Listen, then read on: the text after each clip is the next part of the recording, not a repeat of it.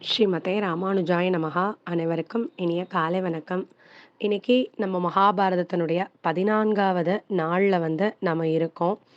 நேத்துக்கு என்ன பார்த்தோம் அப்படின்னு பார்த்தீங்கன்னா, புதனுடைய கதை என்ன அப்படின்றத தான் நம்ம பார்த்துருக்கோம். புதன் தன் தந்தையின் மேல ரொம்ப கோபப்பட்டாரு. ஏன்னா, தன்னுடைய பிறப்ப அவர் அவமானமா கருதுனதுனால. அதுக்கப்புறம் நாராயணன் கிட்ட தவம் இருந்து அவர் நவக்கிரக அந்தஸ்த பெறாரு.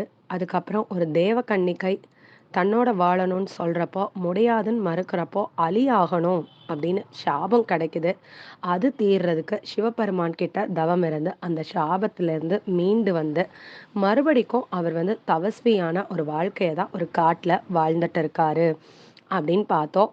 இந்த பக்கம் பார்த்தா, வைவஸ்த மனு அப்படின்ற மனுவுக்கு குழந்தைகள் இல்லாததுனால ஒரு யாகம் பண்றாரு. அப்போ அந்த யாகத்துல இருந்து அவருக்கு ஒரு ஆண் குழந்தைக்கு பதிலா முதல்ல ஒரு பெண் குழந்தை பிறக்குது. அதுக்கப்புறம் 9 குழந்தைகள். மொத்தம் 10 குழந்தைகள் பிறக்குறாங்க. அதுல முதல் குழந்தை பெண் குழந்தையா போனதுனால, அந்த மனுவுக்கு ரொம்ப வருத்தமாயிடுது. ஐயோ! நமக்கு இப்படி பெண் குழந்தை ஆயிடுச்சேன்னு. அந்த யாகத்துல ஹவிஸ் கொடுத்த அந்த சூரிய பகவானையும், வருண பகவானையும் பிரார்த்தனை செய்ய, அவங்க அந்த பெண்ண ஒரு ஆண் குழந்தையா மாத்திர்றாங்க. பிறக்கிறப்போ இலை அப்படின்ற ஒரு பெண் குழந்தையா இருந்தவங்கள சுத்யும்னன் அப்படின்ற ஆண் குழந்தையா மாத்திர்றாங்க. சுத்யும்னன் வளர்ந்து நாட்ட செம்மையா ஆட்சி செஞ்சுட்டு இருக்கிறாரு. ஒரு நாள் காட்டுக்கு வேட்டையாட போறப்போ, பார்வதி தேவியினுடைய சாபம் பெற்ற அந்த தடாகத்துல குளிச்சதன் பலனா, பெண்ணாவே திருப்பி இலையாவே மாறிர்றாரு. என்ன காரணம்னு அறிஞ்சுக்க முற்படும்போது, அங்க புதனோட குடில் இருக்கிறத பார்க்குறாரு. அங்க போய் புதன் கிட்ட இருந்து எல்லாத்தையும் தெரிஞ்சுக்கிறாரு. ஏன் தான் மறுபடிக்கும் இலையா மாறினோம் அப்படின்னு சொல்லி. இப்போ இதோட நேத்தைக்கு கதை முடிஞ்சிருந்தது. புதன் எப்படி அந்த இடத்துக்கு வந்தாரு? இந்த இலையாகிய சுத்யும்னன் அந்த இடத்துக்கு எப்படி வந்தாரு? இலை, சுத்யும்னன் 2 பேரும் ஒரே ஆள் தாங்க.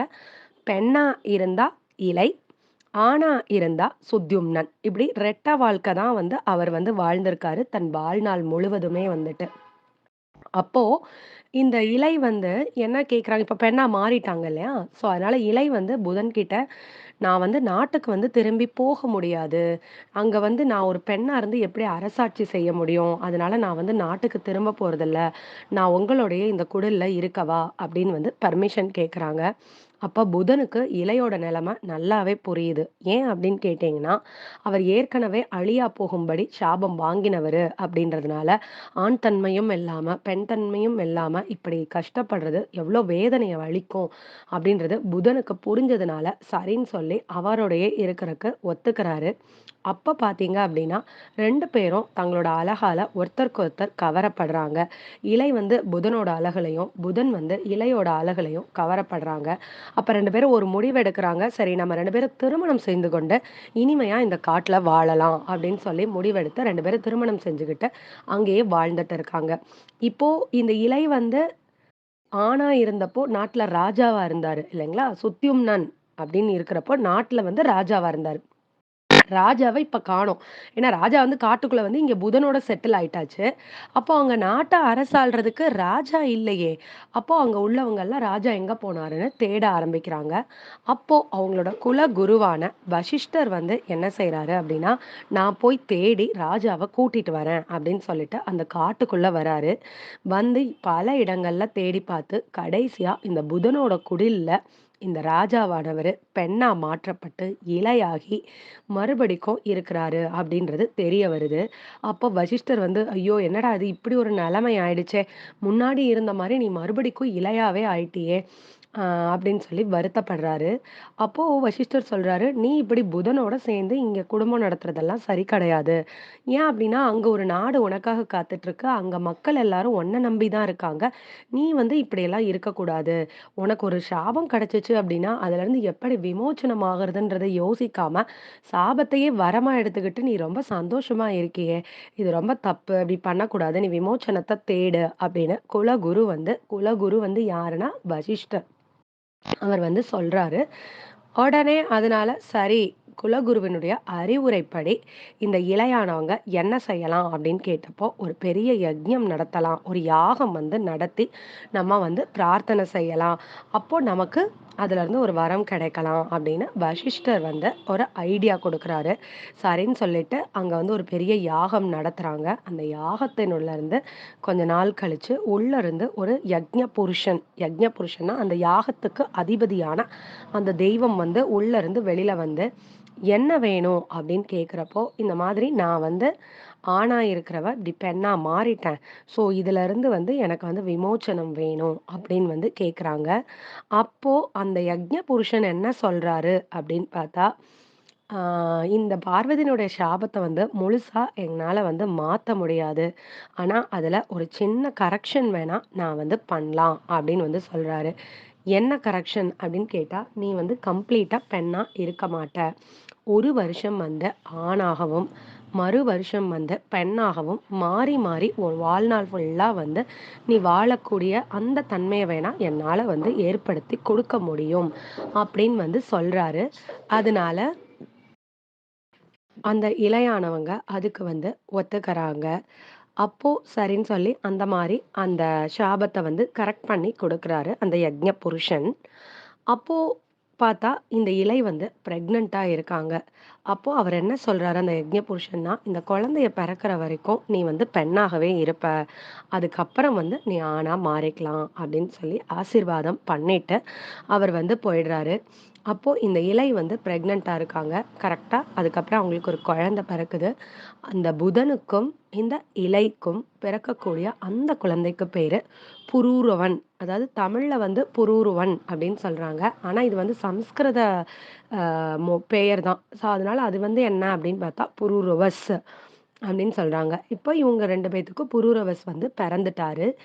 இப்போ இந்த இலை வந்து 1 வருட காலம் முடிஞ்சிருச்சு. குழந்தையும் பிறந்தாச்சு. 1 வருட காலமும் முடிஞ்சோனே, திருப்பி வந்து பழையபடி சுத்யும்னனா வந்து மாறிர்றாங்க. புதன் கிட்ட அனுமதி பெற்றுட்டு, குழந்தையவும் எடுத்துக்கிட்டு நாட்டுக்கே போயிர்றாங்க, இந்த சுத்யும்னன் வந்துட்டு.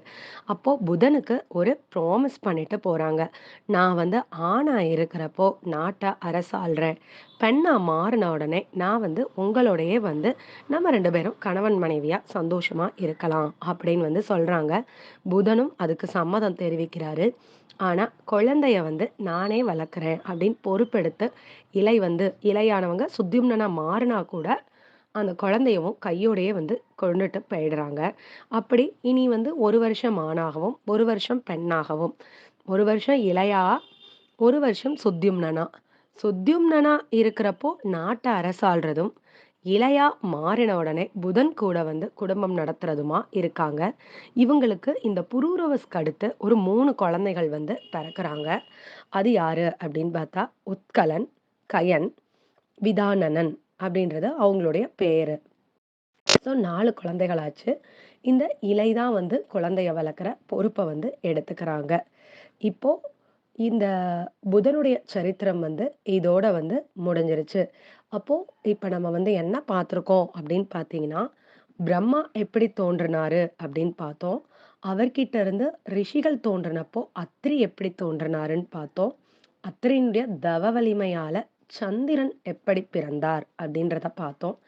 சந்திரன் வந்து குருவினுடைய மனைவி தாராவோட சேர்ந்து புதன எப்படி பெத்தாரு அப்படின்றத பார்த்தோம்.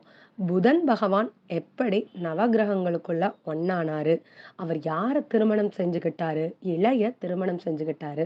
அப்படி திருமணம் செஞ்சு அவங்களுக்கு பிறந்த அந்த குழந்தை தான் வந்து புரூரவஸ். அவர் தான் வந்து அடுத்த தலைமை பொறுப்ப வந்து ஏற்க போறாரு. இந்த சுத்யும்னன் வந்து அவர் கூட ஏற்கனவே 10 பேர் பிறந்தாங்கன்னு நம்ம பார்த்தோம். இவரோட சேர்த்து 10. இவருக்கு அடுத்து 9 தம்பிகள் வந்து இருக்காங்க. ஸோ இந்த மனு வந்து இந்த நாட்ட வந்து ஈக்குவலா பிரிச்சு இந்த 10 பேருக்கும் டிவைட் பண்ணி குடுத்ததுனால, இந்த சுத்யும்னனுக்கு ஒரு பங்கு வந்து கிடைச்சு, அதத்தான் அவர் வந்து ஆட்சி செஞ்சுட்டு இருக்கிறாரு. ஸோ இந்த சுத்யும்னனுக்கு பிறகு, அதாவது சுத்யும்னன் அலைஸ் இலை. அவங்களுக்கு பிறகு அந்த நாட்ட அரசாள்ற பொறுப்பு இந்த புரூரவஸ்க்கு வந்து கிடைக்குது. இன்னைக்கு அவன் எந்த இடத்த புரூரவஸ் ஆண்டாரு அப்படின்னு பார்த்தா, நம்ம ஏற்கனவே பார்த்தோம். அலகாபாத், பிரயாகராஜ், திரிவேணி சங்கமம்னு. அந்த இடத்த சுத்தி இருக்கிற அத்தன பகுதிகளையும் தான் இந்த புரூரவஸ் வந்து ஆட்சி செஞ்சிருக்கிறாரு. இதுக்கு முந்தின தலைமுறைகள் வரைக்குமே பார்த்தீங்கன்னா, தெய்வங்கள், ரிஷிகள், நவக்கிரகங்கள் அப்படிதான் தலைமுறைகள்ல வந்திருக்காங்க. இந்த புரூரவஸ் மட்டும் தான் முதல்ல மனித சந்ததியா இந்த சந்ததிக்குள்ள வர்றவர் வந்து புரூரவஸ் தான். பிரம்மா, அத்ரி, சந்திரன், புதன், புரூரவஸ். புரூரவஸ் 5வது தலைமுறையா வராரு. இப்பதான் முழுக்க முழுக்க மனிதனுடைய தலைமுறை வந்து ஆரம்பிக்குது. அதுக்கு முன்னாடிகள்ல தெய்வங்களும், ரிஷிகளும் இருந்திருக்காங்க. அப்போ புரூரவஸ் வந்து பயங்கர ஆற்றலோட இருக்காரு. என்ன அப்டின்னா, புதன் வந்து பயங்கர ஞானக்காரர். அவர் அவ்ளோ அறிவும், ஆற்றலும் நிறைஞ்சவர் வந்து புதன். அந்த தந்தையினுடைய அந்த குணமும், தாயாகிய இலை அவங்களுமே வந்து சுத்யும்னனா இருக்கிறப்போ ஒரு பெரிய மாவீரனா வந்து இருந்திருக்காங்க. தாய் தந்தையினுடைய அந்த குணம் அப்படியே புரூரவஸுக்கும் வந்து ஒரு சிறந்த ராஜாவா வந்து இருந்திருக்கிறாரு புரூரவஸ். நாட்ட ரொம்ப சிறப்புற ஆண்டு செஞ் ஆ ஆட்சி செஞ்சிருக்கிறாரு. எல்லா லோகங்களையும் பயணம் செய்யக்கூடிய அளவுக்கு அவருக்கு ஆற்றலும் வந்து இருந்திருக்கு.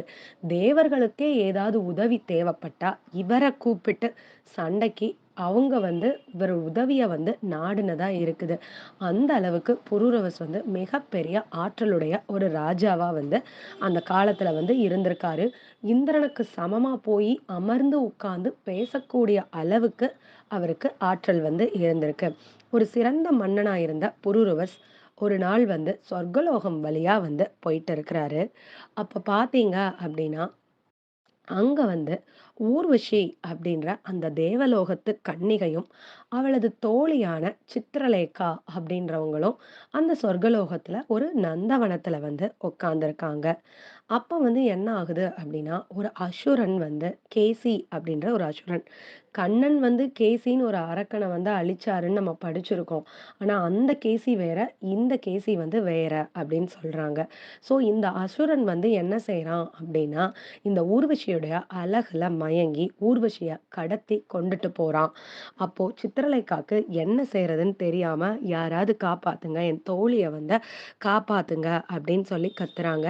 அப்போ அந்த வழியா தேர்ல பயணம் செஞ்சுகிட்டு இருந்த அந்த புரூரவஸ் காதுல வந்து அது விழுகுது.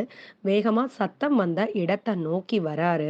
அப்ப வந்து பார்த்தா, அங்க சித்திரலேகா தான் கத்திட்டு இருக்கா. "என்னுடைய தோழிய வந்து ஒரு அரக்கன் வந்து கடத்தி கொண்டு போயிட்டான்" அப்படின்னு சொல்லி. உடனே இந்த புரூரவஸ் தன்னோட தேர்ல வேகமா காற்ற விட ரொம்ப வேகமா போயி, அந்த அசுரன வந்து அழிச்சு, அந்த ஊர்வசிய மீட்டெடுக்கிறாரு. மீட்டு தன்னோட தேர்ல வந்து அமர்த்திக்கிறாரு. அந்த அசுரன் கடத்திட்டு போன வேகம் தாங்காம ஊர்வசி வந்து மயங்கிடுறாங்க. அந்த மயக்கமான நிலையில தன்னுடைய தேர் தட்டுல படுக்க வச்சிருக்கிறாரு. அப்போ அவங்க மயக்கத்துல புரூரவஸோட ஒரு தோள்ல வந்து சாஞ்சுக்கிறாங்க. அப்போ அந்த புரூரவஸ் தேர ஓட்டி கொண்டு வந்து அந்த தேவலோகத்திலேயே சொர்க்கலோகத்திலேயே இறங்கி சித்திரலேகாவையும், இந்த ஊர்வசியவும் பத்திரமா கொண்டு போயி அவரோட தலைவனான இந்திரன் கிட்ட போயி ஒப்படைச்சுட்டு, அதுக்கு இந்திரன் வந்து ரொம்ப நன்றி சொல்றாரு. "சரி பரவாயில்ல" அப்படின்னு சொல்லி இவங்க 2 பேரையும் அவங்க கிட்ட ஒப்படைச்சுட்டு, அவரோட தேசமான அந்த பிரயாகராஜுக்கு வந்துட்டாரு. அதாவது பூமிக்கு வந்துட்டாரு. சொர்க்கத்துக்கு போனவரு அங்க போய் நான் அவங்களுக்கு உதவி செஞ்சுட்டு, திருப்பி வந்து என்ன செய்றாரு அப்படின்னா, பூமிக்கே வந்து வந்துர்றாரு. ஆனா வந்தா, அவருக்கு அந்த ஊர்வசியினுடைய நினைப்பு வந்து போகல. ஏன்னா, அத்தன அழகா இருக்காங்க அந்த ஊர்வசி வந்து. அந்த ஊர்வசி தன் தோள்ல சாஞ்சத நெனச்சு நெனச்சு பார்த்துக்கிட்டே இருக்காரு. வேற வேலை எதையுமே அவருக்கு ஓடவே இல்ல. எதுலயும் அவருக்கு நாட்டமும் இல்ல. எப்பவுமே சதா சர்வ காலமும் ஊர்வசிய பத்தியே நெனச்சுக்கிட்டே இருக்காரு. அதனால ராஜ்ய காரண அந்த ராஜ்யத்த வந்து ஆட்சி செய்ற பொறுப்ப வந்து சரிவர அவரால செய்ய முடியாம போகுது. இதே டைம் அந்த சொர்க்கலோகத்திலயும் பார்த்தீங்க அப்டின்னா, அந்த ஊர்வசிக்கும் இந்த புரூரவஸ் மேல காதல் வருது. என்ன அப்டின்னு பார்த்தா, இவ்ளோ ஒரு ஆற்றல் கொண்ட ஒரு வீரனா, ஒரு அரக்கனையே அழிக்கக்கூடிய அளவு திறமை கொண்டவனா, இத்தனை அழகனா, அழகு, அறிவு, ஆற்றல் அத்தனையும் சேர்ந்த ஒரு ஆண்மகன நான் இதுவரைக்கும் பார்த்ததே இல்லையே! அப்படிப்பட்ட ஒரு சிறந்த வீரன் புரூரவஸ் அப்படின்னு சொல்லி அங்க மேனகாவும் ஒரே சாரி அங்க ஊர்வசியும் ஆ புரூரவஸ் மேலேயே வந்து நினைப்போட இருக்காங்க. இப்ப இந்த 2 பேரும் வந்து ஒருத்தருக்கொருத்தர் நினைச்சுட்டு, அவங்க வீட்ல இருந்து காதல் செஞ்சுட்டு இருக்காங்க. இவங்க காதல் நிறைவேறுச்சா? இல்லையா? ஏன் அப்படின்னு பார்த்தீங்கன்னா, புரூரவஸ் வந்து ஒரு மனுஷன். ஆனா, ஊர்வஷி வந்து ஒரு தேவகன்னிகை. என்னைக்குமே வந்து தேவர்கள்ல உள்ளவங்க மனுஷங்க யாரையும் கல்யாணம் பண்ணிக்க முடியாது. ஏன் அப்படின்னா, அதுக்கு சில வரமுறைகள் வந்து இருக்குது. அந்த வரமுறைய மீறி வந்து ஏன்னா, நம்மளுடைய காலம், நேரம்ன்றது வேற மாரி, நம்மளோட ஆண்டுகள் போறது வேற மாரி, தேவ ஆண்டுகள் போறது வேற மாதிரி. நம்மளோட உடல் வந்து பஞ்சபூதங்களோட கலவைகளால ஏற்படுத்தப்பட்டது. அவங்களோடது அந்த மாதிரி கிடையாது. நம்மளோட உடல் வந்து பல நோய்களுக்கும், மூப்புக்கும் ஆட்படும்.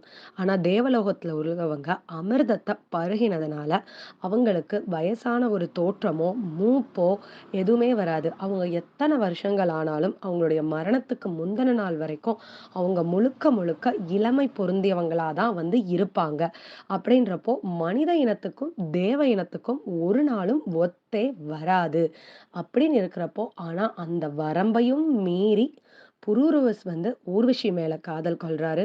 ஊர்வஷி வந்து புரூரவஸ் மேல காதல் கொள்றாங்க. இவங்க காதல் நிறைவேறுச்சா? இல்லையா? அப்படின்றத பொறுத்திருந்து பார்ப்போம். பகவான் திருவடிகளுக்கே பல்லாண்டு கூறி அமைகிறேன். ஸ்ரீமதே ராமானுஜாய நமக. நன்றி.